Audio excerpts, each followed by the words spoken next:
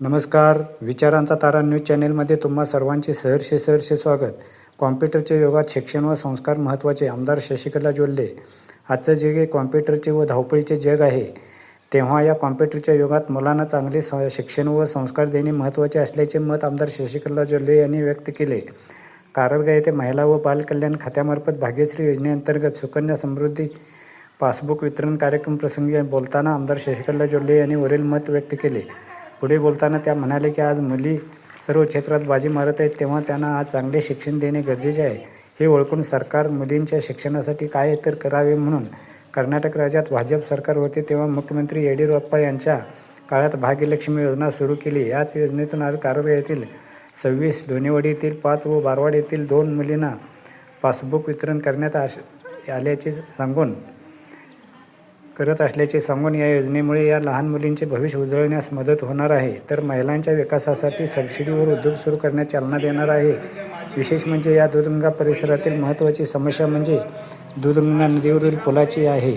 ही समस्याही लवकरच दूर करू असे सांगितले. यावेळी यशवंत गवडे, भाजप ग्रामीणाध्यक्ष बाळासाहेब कदम, सुरेखा घाळी, हाल शुगर चेअरमन जयकुमार खोत मनोगत व्यक्त करताना म्हणाले की निपाणी मतदारसंघात आतापर्यंत कुणीही विकास साधला नव्हता. मात्र माजी खासदार अण्णासाहेब जोल्ले व आमदार शशिकला जोल्ले यांनी विकास कामांची गंगाच आणली असून त्यांच्या पाठीशी आपण खंबीरपणे राहूया असे सांगितले. प्रारंभी विद्यार्थिनींच्या स्वागतगीताने कार्यक्रमाची सुरुवात करण्यात आली. स्वागत कावळे मॅडम यांनी केले व मान्यवरांच्या हस्ते दीप प्रज्वलन करून मान्यवरांचा सत्कार करण्यात आला. त्यानंतर भाग्यलक्ष्मी सुकन्या समृद्धी योजनेच्या पासबुकचे व विविध आजारावरील उपचारासाठी अण्णा-वहिनींच्या विशेष प्रयत्नाने मंजूर करण्यात आलेल्या मदतीचे धनादेश वितरण करण्यात आले. यावेळी हाल शुगर संचालक शरद जंगटे, CDPO सुप्रिया मॅडम, अरविंद खराडे, नितीश खोत, लक्ष्मण पसारे, सुरेखा घाळी, सुदीप उगळे, सूरज माळी यांच्यासह भाजप कार्यकर्ते, महिला व बाल कल्याण खात्याचे अधिकारी, अंगणवाडी कार्यकर्त्या व कारंजा, बारवाड, ढोणेवाडी येथील पालक, महिला वर्ग उपस्थित होता. सूत्रसंचालन व आभार प्रदर्शन सुवर्ण गुरव यांनी केले. मित्रहो, विचारांचा तारा न्यूज चॅनेलला सबस्क्राईब करून, लाईक करून, शेअर करावे अशी विनंती करतो आणि इथे थांबतो. धन्यवाद. विचारांचा तारा न्यूजसाठी कारंजाहून रंगराव बन्ने, बारवाड. आणि अण्णांच्याकडे बघायला काही हरकत नाही, कारण निपाणी मतदारसंघाचा कायापालट असताना कारंजा गावचा विकास करत असताना कारंजा गावामध्ये आताच सांगितलं की बहुतांश विकास झालेला आहे. विकास करत असताना शाळा असू दे, अंगणवाडी असू दे, मंदिरं असू दे, रस्त्याचा विकास असो. माहीत आहे मित्रांनो, पत्रकार की आपल्या गावाला जो वेढा घातलेला होता त्या पुराच्या वेढ्यामध्ये बऱ्याच लोकांची घरं उद्ध्वस्त झाली होती. आपल्या उद्ध्वस्त झालेल्या घरांना 5 लाख रुपयाचं अनुदान देण्याचं कर्नाटक सरकारला ठोसून सांगून आपल्या भागात जास्तीत जास्त अनुदान देण्याचं काम जर कुणी केलं असेल ते आपल्या लाडक्या बहिणीने केलेलं आहे असं मला आवर्जून सांगावं असं वाटतं. विकास कामं तर भरपूर कोणाचा असेल तर आपल्या अण्णा वहिनींचा आहे. कारण आपल्या कारंजाचं पावसाचं जास्त प्रमाण झाल्यानंतर महापुरात ज्या वेळेस तुम्ही लोक अडकले होता त्यावेळेस धावत पळत कोण आले तर बंधू आले.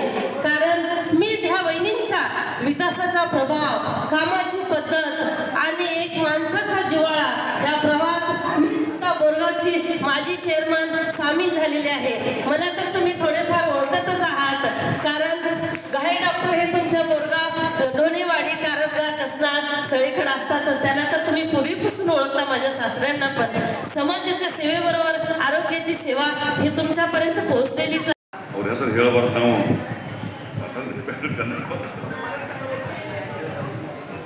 त्या टायमध्ये एक मोठा व्यक्ती एवढं वहिनीचं वर्णन केले, आम्ही तुम्ही वर्णन करायचं सोडून तिने एवढं अभय पाटलांनी वहिनीचं एवढं केले. म्हणजे त्यांनी असं सांगितले, यांनी कसं हुडकून कामं आणतात ते मला पण कळणार. मी पण आता 50-60 वर्ष झालं राजकीयमध्ये हे मोठं खासदार होतो, हे होतो, सगळं होतो. वहिनीचं एवढं कौतुक केले. आम्हाला सांगतो असं काम करणारे तुम्हाला कधी पण मिळणार नाही. मी पण 40-45 वर्ष राजकीयमध्ये आहे. तालुका पंचायत अध्यक्ष होतो, 3-4 बँक चालवतो, कॉलेजचं चेअरमन आहे, हलसिद्धार्थ फॅक्टरीचं. अण्णांनी मला डायरेक्टर केले आणि त्याच पद्धतीनं आपल्या लक्ष्मणांना पसारायचे. आमच्या व्यासपीठावर कधी बसत नव्हते, त्याने आमच्या बरोबर बसल्यात. मला खूप आनंद वाटला.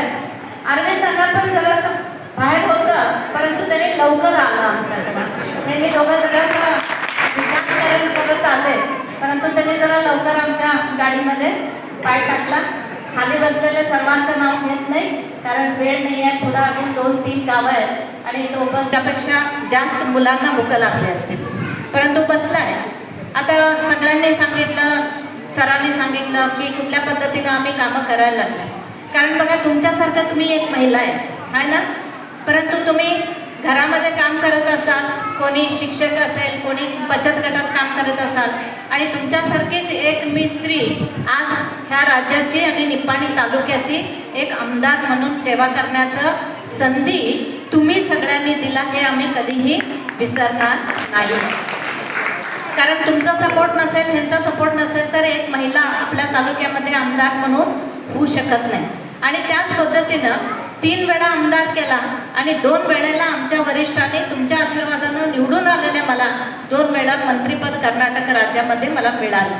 हे सगळं करत असताना ज्या वेळेला तुम्ही माझ्यावरती विश्वास ठेवून निवडून आणता एक लोकप्रतिनिधी म्हणून, माझं पण कर्तव्य आहे की दरबारी काय काय काम असतंय ते सगळं खेचून कुठंपर्यंत आणायला पाहिजे, तुमच्यापर्यंत आणून देणं हे माझं कर्तव्य आहे.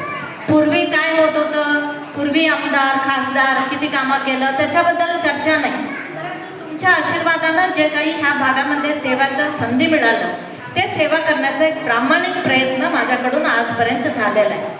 मार्कडं जातो वहिनी, मला असे माता बहिणी विचारत असतात, वहिनी तुम्ही महिला आहे, मंत्री आहे, आमदार आहे, रोज तुमचं फेसबुक बघितलं तर रोज दादाकडं तुम्ही कार्यक्रम करत असता, दादाकडं तुम्ही विषय वेगवेगळं बोलत असता आणि तुम्हाला घराचं जबाबदारी काय नाही आहे काय हो म्हणून विचार तुमच्या पण मनात आलं असेल ना. हसा लागलं बघा, आहे ना, वाटतं आता अरे बाबा मला एक मुलगी आहे, 2 मुलं आहेत, मी स्वयंपाक करतो, मला घरातलंच होत नाही आणि बहिणी काय करत असतील. म्हणजे तुमच्यात ते क्युरियासिटी असते, कसं करत असतील आणि करू शकतात काय.